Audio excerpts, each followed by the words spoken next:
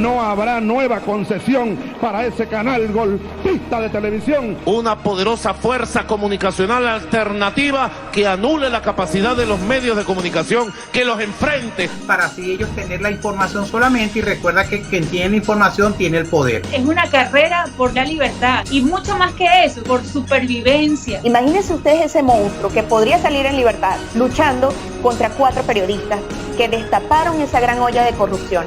De narcotráfico y terrorismo, catalogados como patrocinadores de estas dos actividades criminales. Donde las agresiones a periodistas y medios son precisamente una política de Estado en curso. Limitaciones propias que una dictadura o un régimen autoritario para el libre ejercicio de la profesión. De ahora esto que pues sencillamente es nuestra nueva pantalla, nuestra nueva radio, nuestro nuevo canal de televisión. Con esos venezolanos, como ha dicho Paul Carrasco aquí, ¿qué hacemos con los venezolanos? Yo estoy de acuerdo, el venezolano que trabaja que se quede aquí, pero el venezolano que no tiene ningún trabajo, ninguna actividad, yo les daré 24 horas para que salgan por el norte o por el sur de la frontera, porque primero tengo que defender los intereses de los ecuatorianos y el trabajo de todos los ecuatorianos. Y al señor Maduro le digo, póngase las pilas, pues cuando Isidro Romero llega a la presidencia de este país, no va a estar tan tranquilo como está usted hoy día, porque nosotros hemos de respetar la democracia y los sentimientos de un pueblo, y usted la irrespeta.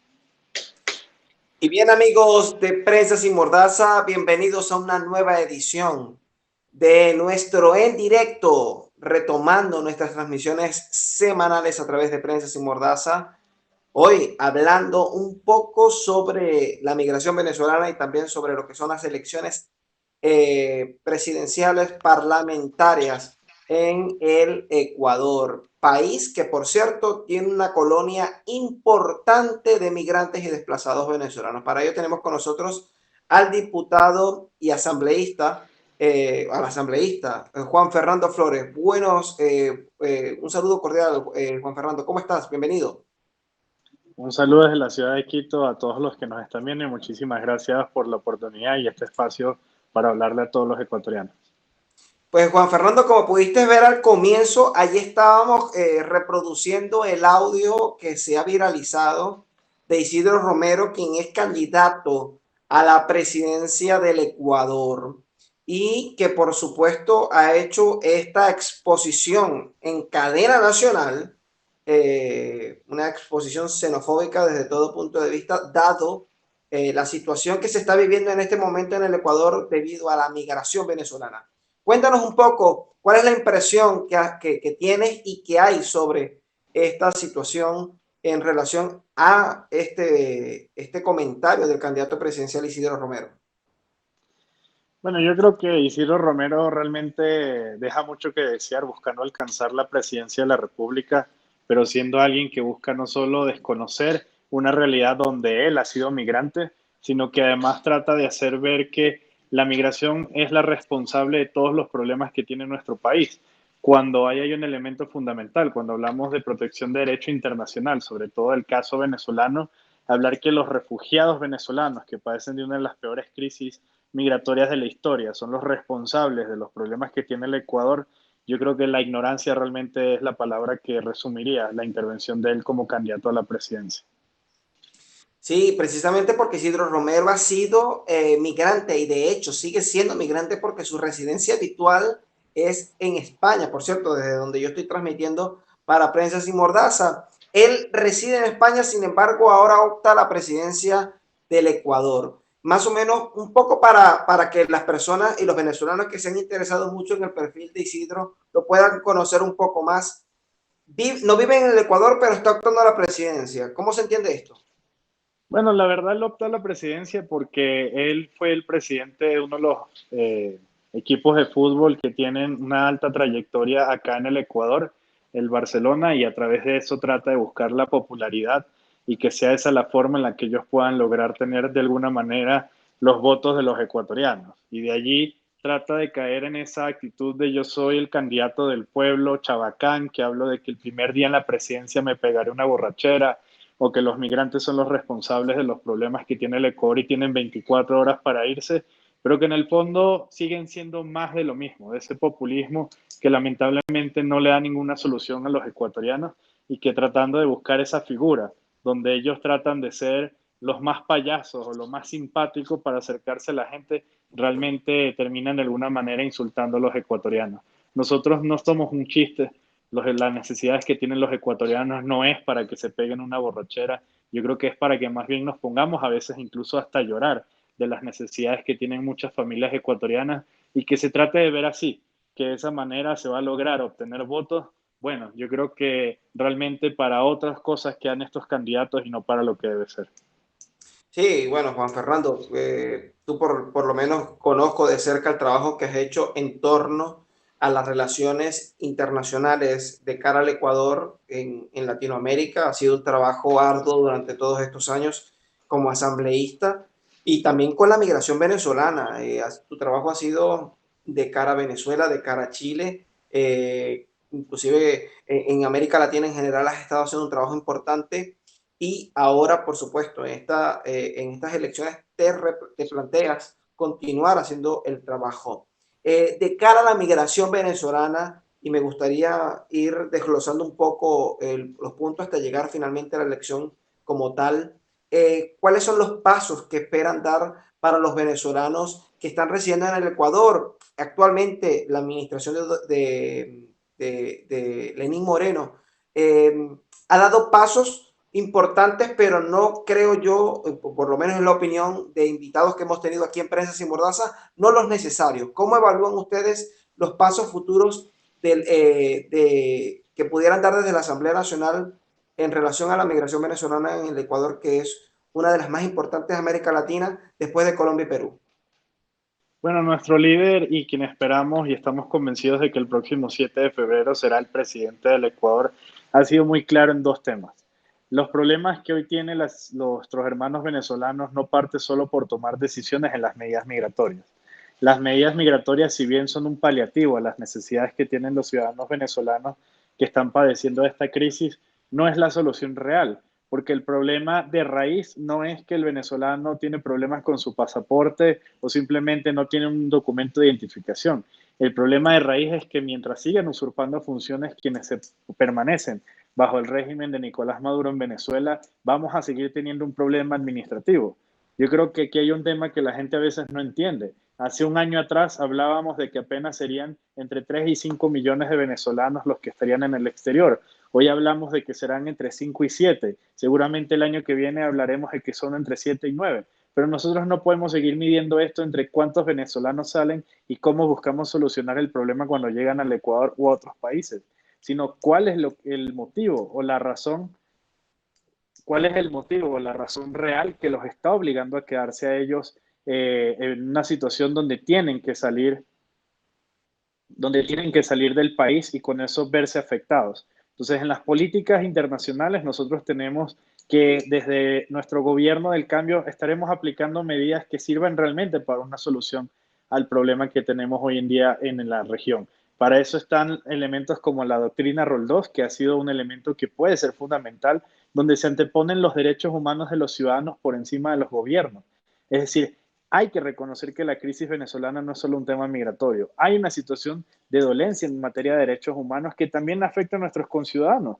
Más de 350,000 ecuatorianos hoy en día viven en Venezuela. Es decir, que así como un venezolano no tiene acceso a medicina, no tiene acceso a alimentos, también lo padece un ciudadano ecuatoriano. Así que ahí es donde nosotros tenemos que velar en la garantía de sus derechos y el que puedan tener un futuro que les permita realmente desarrollarse en el país que escogieron como su segundo hogar.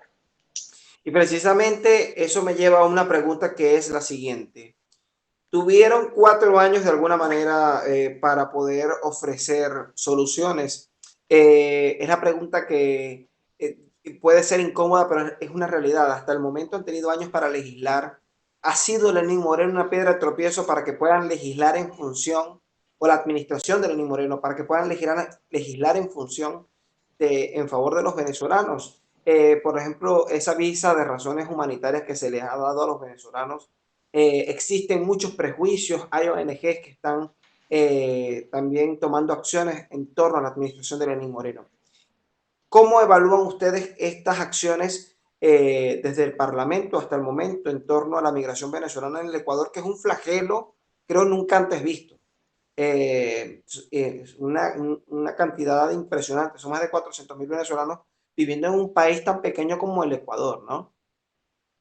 A ver, el principal problema es que el presidente de la República es quien toma las decisiones en lo que va a ser la política exterior y sobre todo los dictámenes hacia los diferentes organismos o instituciones que corresponden. Si bien se puede reconocer que ha habido unos avances en la postura del presidente Lenín Moreno en cierta materia en el ámbito de Venezuela, yo creo que no podemos olvidar quién es él. Lenín Moreno ha sido uno de los principales artífices de la Revolución Ciudadana, fue vicepresidente de Rafael Correa por 6 años. Por lo tanto, sí, dio un pequeño giro o un guiño hacia la situación de Venezuela, pero sus ideales de izquierda y sus ideales que buscan respaldar y fortalecer el socialismo del siglo XXI siguen presentes allí. Es más, nosotros podríamos ver hoy en día que dentro de la Cancillería siguen funcionarios del correísmo que además algunos de ellos fueron diplomáticos ecuatorianos en Venezuela, que conocen la situación, que la vieron con sus propios ojos, pero aún así dicen que no existe una crisis de tal magnitud. Así que más allá de las buenas intenciones que quizás buscó el presidente Lenín Moreno, de hacerse ver que internacionalmente le daba la espalda al correísmo, era algo distinto en el fondo, en el día a día, cuando uno desmenuza la situación, te das cuenta de que siguen siendo los mismos que han gobernado este país por los últimos 14 años. Diputado, en relación al trabajo que han hecho con las instituciones internacionales, de acuerdo con, por ejemplo, el Parlamento, la OEA, por ejemplo, trabajos que han hecho en conjunto con el Grupo de Lima, inclusive con Migración Colombia, y que yo sé que usted ha estado trabajando directamente allí en el tema migratorio y que se ha abocado de forma presencial, lo he podido porque conozco su trabajo a lo largo de estos años.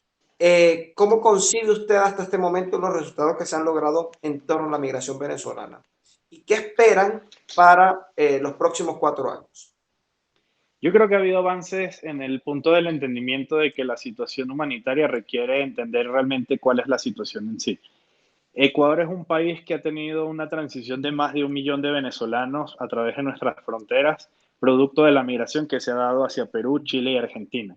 Pero una realidad es que pocos han entendido en estos momentos cuál es la situación hacia acá.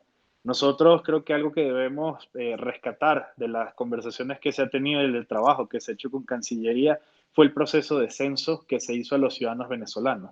Un censo que nos permitió conocer que 362.000 ciudadanos hoy están presentes acá en el Ecuador, pero que no son todos, porque aquí deben estar cercano al 500.000 de ciudadanos venezolanos cuando hacemos una cuenta muy simple, la cantidad de venezolanos que ingresa versus la cantidad de venezolanos que sale, y una realidad que al parecer los países no terminan de entender. Nuestras fronteras en estos momentos se encuentran cerradas, pero todos los días a través de pasos no oficiales atraviesan los ciudadanos venezolanos nuestras fronteras desde Colombia al Ecuador y del Ecuador hacia el Perú para continuar con otros rumbos.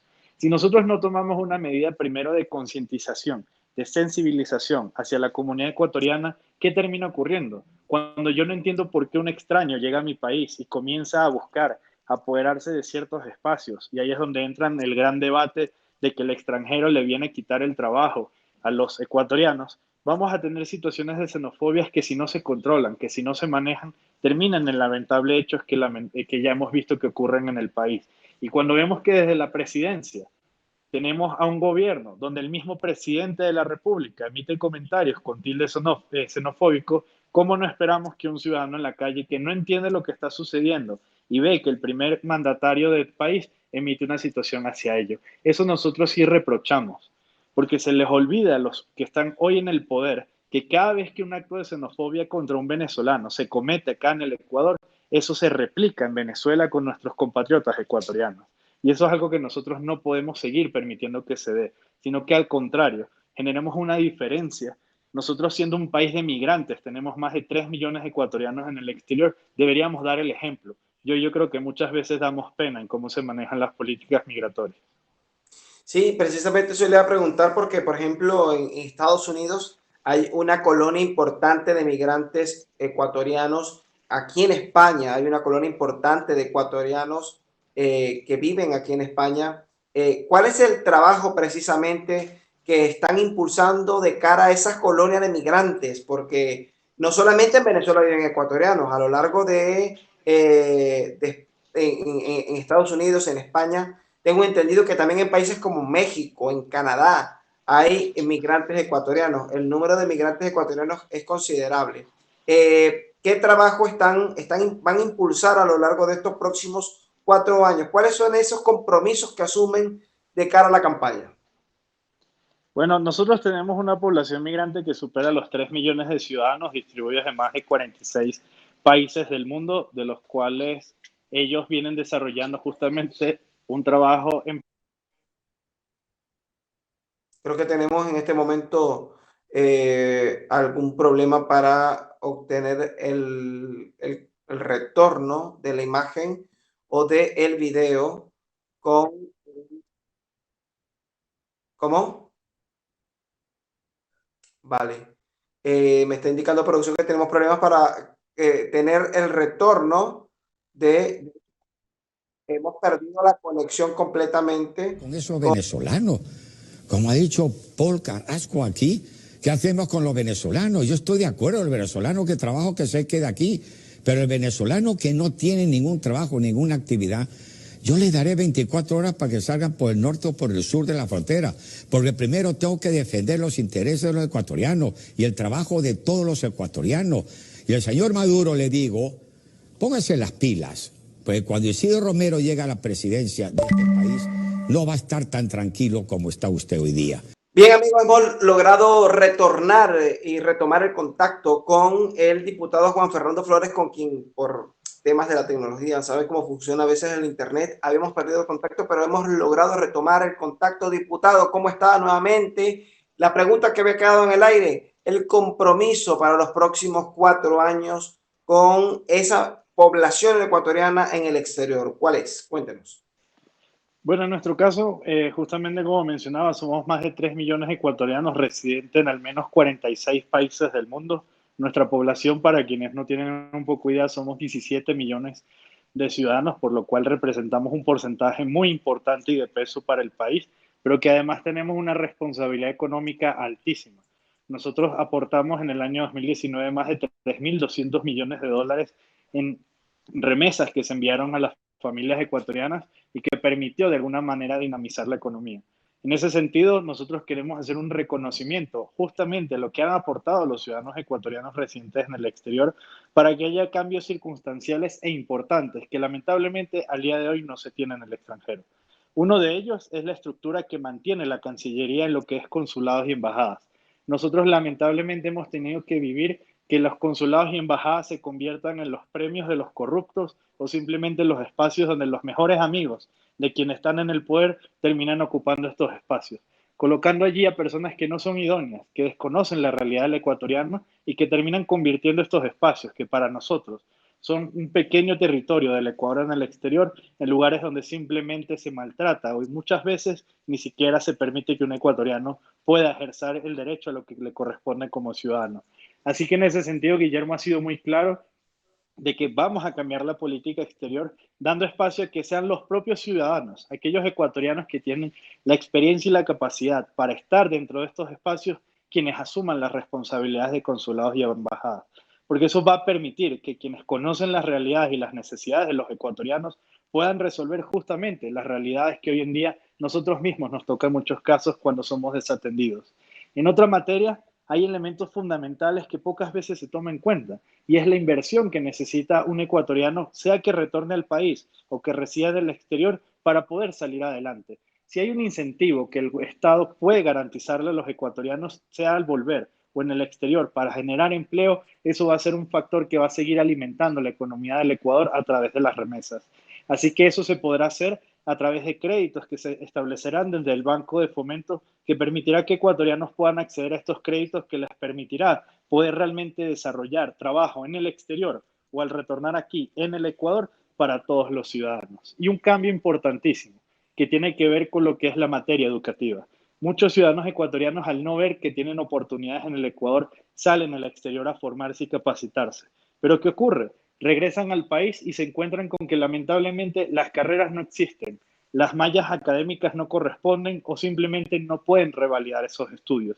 Ahí es donde el país pierde a ciudadanos que han invertido tiempo y recursos en formarse en el exterior para fortalecer a nuestro país. Así que ahí habrá cambios a través de las leyes y desde las políticas nacionales para que se puedan generar elementos fundamentales e importantes para que puedan ser un sostén de nuestro país como lo han venido haciendo siempre. En ese sentido, entonces, existe de alguna manera propuestas de inclusión en torno a la migración ecuatoriana.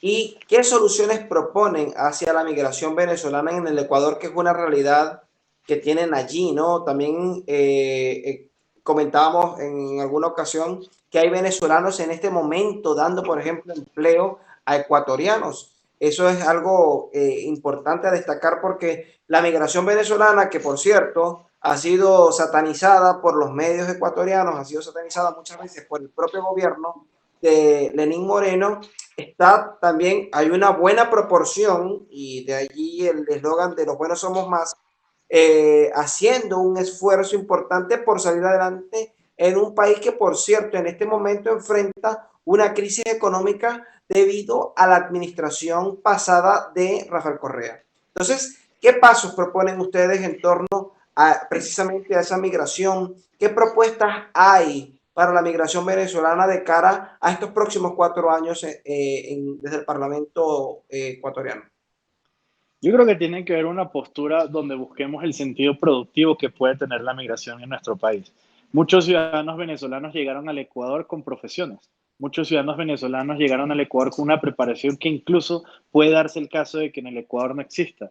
Pero si tú le das las posibilidades de que se regularice, de que tenga acceso a un empleo, de que con ese empleo pueda emprender y generar empleo en el Ecuador, simplemente vas a tener justamente a una población migrante que de alguna forma termina siendo una carga en el sentido de que al final son gente productiva que no los tienes produciendo. Si nosotros generamos que exista una metodología que permita la regularización de los ciudadanos venezolanos, que ellos tengan acceso a las posibilidades no solo de tener empleo, sino de generar empleo, vamos a dinamizar la economía e incluso podremos empezar a llenar esos vacíos que se pueden tener, como mencionaba, en algunos rubros dentro de lo que son el sector productivo que podrían empezar a emplear los venezolanos en ello.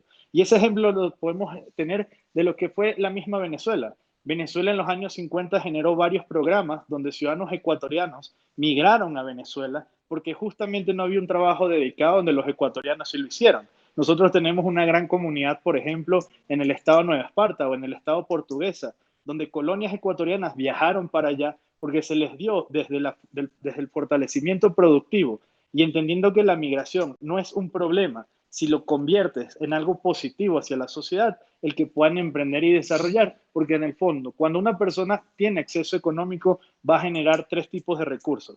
El recurso de lo que gasta en el lugar donde está, el recurso de la remesa hacia sus familiares y lo más importante, la generación de empleo a otros ciudadanos. A mí me surge entonces otra pregunta y es, ¿por qué los ecuatorianos deberían darle la oportunidad a Guillermo Lasso y a todo el equipo que le acompaña?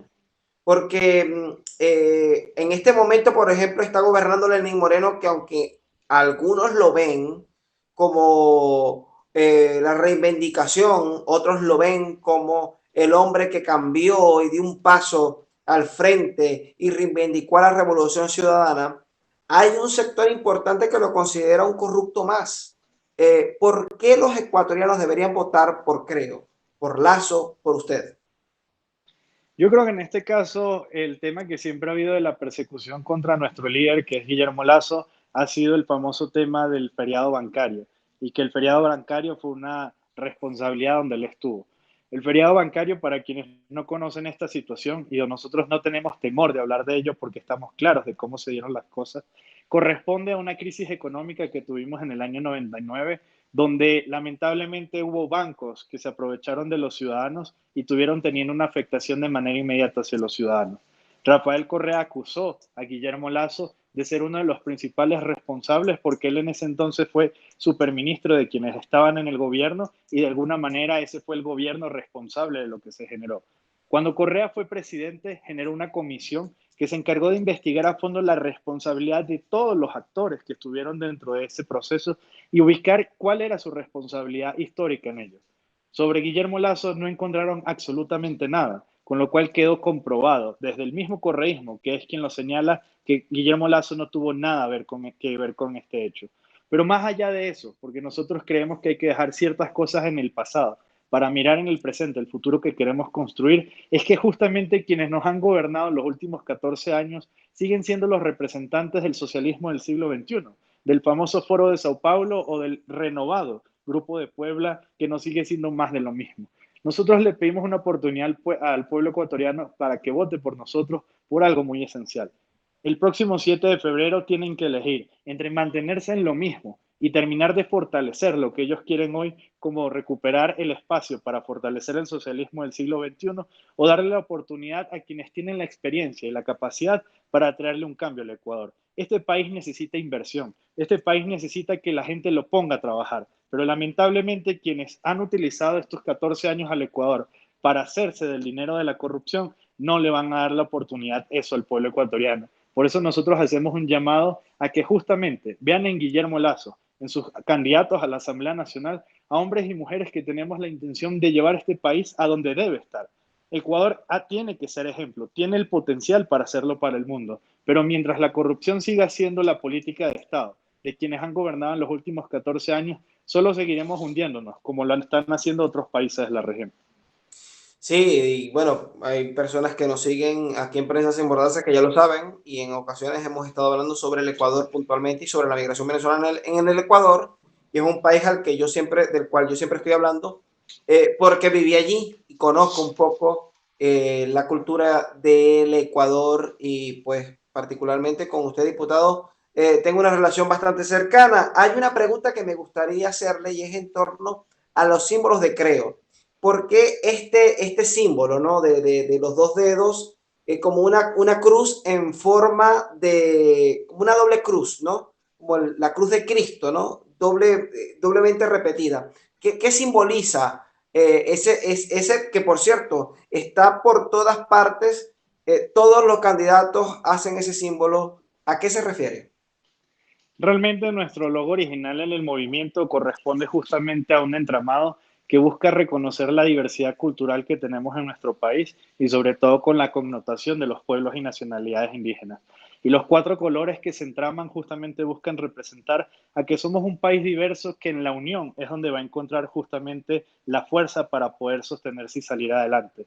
Nosotros hemos reinventado un poco la imagen buscando parecer o generarse más esa cercanía hacia un hashtag que es justamente lo que hoy muchos de los jóvenes en especial utilizan para comunicarse. Entonces, eso busca mantener justamente el entramado y que además hoy tenemos que buscar nuevas plataformas y espacios para poder llegar a todos los ecuatorianos, especialmente para quienes están en el exterior, donde son justamente ventanas como estas que estamos compartiendo las que rompen esas fronteras y nos permiten poder comunicarnos a todos.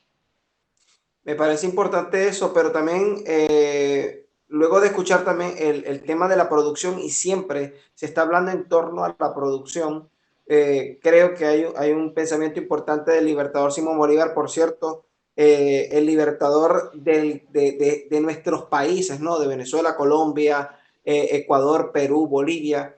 Él decía que una nación sin formación, sin educación, era una nación que no tendría progreso. En el Ecuador, estudiar en la universidad pública es bastante difícil, y acceder a la universidad privada, a los institutos privados, es carísimo. En relación al coste de vida, es muy caro. Existen propuestas de leyes que desde el gobierno de Guillermo Lasso, que es un emprendedor, es un empresario que siempre está apostando por el país, es lo que yo he escuchado en su discurso. Y usted, como diputado, ¿propondrían en relación al tema educativo algo? ¿Tienen algo en mente? Lo primero es darle libertad a los ciudadanos y sobre todo a los jóvenes de que elijan qué es lo que quieren estudiar. El correísmo nos ha dejado un legado donde el Estado es el que define qué vas a estudiar y dónde lo vas a hacer, arrebatándole la libertad a los jóvenes de que puedan elegir en qué manera quieren aportar al país. Para eso nosotros eliminaremos la CNESID, que ha sido uno de los peores organismos. Perdone que le interrumpa, pero ¿cómo coartan? Y precisamente por eso estoy enrumbando hacia allá la pregunta. ¿Cómo coartan ese derecho a la educación, el legado de Correa? Bueno, porque cuando se aplica los diferentes elementos que establece la CENESID hace una asignación según tus intereses, pero también según las posibilidades y los cupos que se establecen en las zonas cercanas a donde tú vives, con lo cual terminan cercenando el que quizás tú quieres estudiar comunicación social en una universidad en alguna parte del país, pero realmente tienes un cupo para estudiar matemática o contaduría en la universidad más cercana a tu casa. Al final terminamos colocando a jóvenes quizás en las carreras donde no son las más idóneas porque no son su interés. ¿Y cómo alguien puede aportarle al país cuando no se siente cómodo con lo que está haciendo o cuando no se siente que está dentro del espacio de lo que quiere hacer?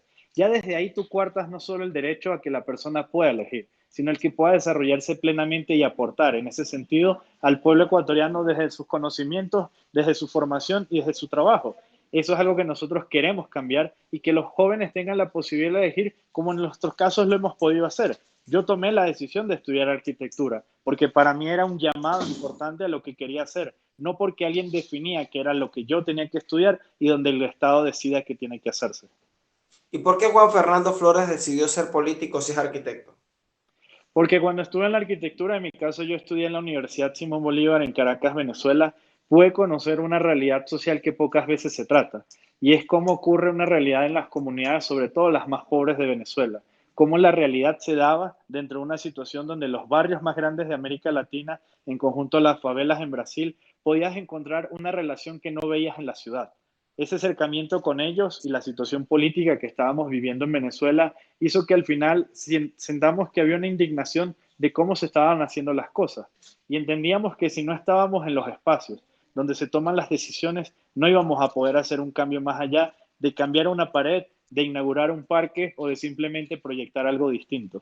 Ahí fue cuando se abrió las oportunidades y las posibilidades. En mi caso, yo vengo haciendo política desde el año 2007, a raíz del cierre de Radio Caracas Televisión. Ahí es donde yo entendí que si nosotros no tenemos la potestad de elegir y tomar las decisiones para hacer una diferencia, simplemente vamos a ser cómplices de lo que está sucediendo. Usted ha sido migrante en Venezuela, usted ha vivido como estudiante, se graduó en la Universidad Simón Bolívar, conoce la realidad de Venezuela y en ese mismo orden de idea precisamente quisiera preguntarle, ¿no cree usted que darle el derecho a una persona de elegir lo que quiere estudiar va en contra de repente de los intereses de una nación en general que necesita de repente arquitectos y no comunicadores sociales? Pero ahí vamos a tener, yo creo que un debate más filosófico que puede ir al gran punto de si necesitamos llenar espacios para alcanzar lo que queremos o si queremos gente productiva para que logremos algo distinto. Y yo creo que ahí hay una gran diferencia. Porque al final nosotros podemos hoy en día necesitar justamente arquitectos para desarrollar algo. Pero si nosotros damos la posibilidad de que la persona lo decide, primero vamos a tener la garantía de que la persona que está allí está haciendo lo que le gusta. Y segundo, yo creo que nosotros en un mundo donde estamos globalizados y donde justamente tenemos una migración, no tenemos que cerrar las puertas a que los espacios tengan que ser solo de unos, cuando podrían ser otros que con su aprendizaje, su conocimiento, vengan acá a nutrir la información que nosotros tenemos. Yo creo que el coartar las libertades en cualquiera de los sentidos siempre va a terminar haciendo de menos a un país y sobre todo va a poner siempre en peligro el desarrollo del mismo. Yo agradezco mucho el tiempo que nos ha dedicado, diputado. Sé que tiene una apretada agenda como algo típico en la campaña. En cualquier campaña electoral pues siempre los tiempos van muy a la prisa, pero agradezco el tiempo que nos ha dedicado y agradecer también el trabajo que ha hecho por los venezolanos en el Ecuador y en el mundo. Sé que ha levantado la voz en nombre de los venezolanos en el Ecuador. ¿Cómo le pueden contactar en las redes sociales? Creo que usted es más activo en Twitter, pero también en Instagram se maneja. ¿Cómo se le encuentra en las redes sociales? Como Juan Flores 18 en Twitter y JFFA 18 en Instagram y Facebook. Y yo creo que ahí hay algo importante. Cuando uno migra, uno aprende a querer no solo a su país, sino al país donde uno nace, donde uno crece, donde uno se desarrolla. Yo creo que como migrantes, si nosotros vivimos esa realidad y hoy tenemos la oportunidad de alzar la voz por otros migrantes, si no lo hacemos solo seríamos hipócritas a nosotros mismos. Así que yo creo que lo que estamos haciendo es devolverle de alguna forma lo que Venezuela en nuestro caso nos tendió la mano a cuando hoy los venezolanos necesitan la ayuda. Porque el día de mañana puede ser otra persona o otro país el que tenga esta situación. Pero eso es paradójico porque volviendo al principio de la transmisión, Isidro Romero, que reside en España y opta a la presidencia del Ecuador porque es ciudadano ecuatoriano nacido en el Ecuador, pues despotrica y dice que le va a dar 24 horas a los venezolanos para abandonar el Ecuador. Por cierto, yo que vivo en el Ecuador sé que esa no es la realidad de la mayoría de los ecuatorianos y que la mayoría de los venezolanos que viven allí no son precisamente como muchas veces los medios ecuatorianos los hacen. Yo creo que es paradójico, pero ahí es donde está la diferencia. Que cuando uno va a elegir, tiene que elegir entre quienes de verdad tienen la vocación a querer servir a la gente y quienes utilizan los espacios políticos simplemente para tratar de buscar a un lugar diciendo lo que tengan que decir. Y ahí es donde esperamos los ecuatorianos hagan la diferencia. Elegir entre quien trata de hacer lo que sea por un voto o los que quieren hacer realmente algo para que el voto valga. Incluso para que si el día de mañana no votó por nosotros, también se sienta representado a pesar de no haberlo hecho. Los que hoy representan a Lenín Moreno definitivamente son un híbrido de lo que es el correísmo en el Ecuador. Ahora, ya para terminar y cerrar esta entrevista, diputado, ¿cuál es su mensaje a los ecuatorianos que están en Venezuela y que están en América Latina y que pueden votar por usted? ¿Cuál es su mensaje, por favor? Nuestro mensaje sería a todos los ecuatorianos residentes en el exterior, este 7 de febrero, 410.239 ecuatorianos tienen el derecho a ejercer el voto en más de 40 países del mundo. Los invitamos a que salgan a votar desde las 9 de la mañana hasta las 7 de la noche en los diversos consulados y embajadas de los países donde ustedes residen, pero que entiendan sobre todo que el voto que ustedes ejerzan es un voto que no solo decide a quiénes los van a representar, sino un cambio en el Ecuador. Y así como lo hemos dicho varias veces, podremos estar lejos pero no ausentes. El 7 de febrero no estemos ausentes de la decisión que tenemos que tomar para el bien de nuestro Ecuador. Gracias por haber estado con nosotros hoy, diputado, y gracias a ustedes, amigos, que han estado con nosotros hasta el final de... Gracias por haber estado con nosotros hasta el final de la transmisión. Damos gracias, diputado, por habernos acompañado y, por supuesto, les recordamos visitar todas nuestras redes sociales, Prensa Sin Mordaza, @Prensa Sin Mordaza, www.Prensa Sin Mordaza. Este año venimos con mucho más en Prensa Sin Mordaza, mucho por hacer. Le invitamos a que continúe viendo Al Descubierto, Ventana a la Realidad y, por supuesto, también historias que vale la pena conocer. Esto fue el En Directo de este viernes. Nos vemos en una próxima edición. Hasta entonces, se despide de ustedes este servidor, Javier Núñez. No habrá nueva concesión para ese canal golpista de televisión. Una poderosa fuerza comunicacional alternativa que anule la capacidad de los medios de comunicación, que los enfrente. Para así ellos tener la información solamente, y recuerda que quien tiene la información tiene el poder. Es una carrera por la libertad y mucho más que eso, por supervivencia. Imagínense ustedes ese monstruo que podría salir en libertad luchando contra 4 periodistas que destaparon esa gran olla de corrupción, de narcotráfico y terrorismo, catalogados como patrocinadores de estas dos actividades criminales. Donde las agresiones a periodistas y medios son precisamente una política de Estado en Venezuela. Limitaciones propias que una dictadura o un régimen autoritario para el libre ejercicio de la profesión. De ahora esto que pues sencillamente es nuestra nueva pantalla, nuestra nueva radio, nuestro nuevo canal de televisión.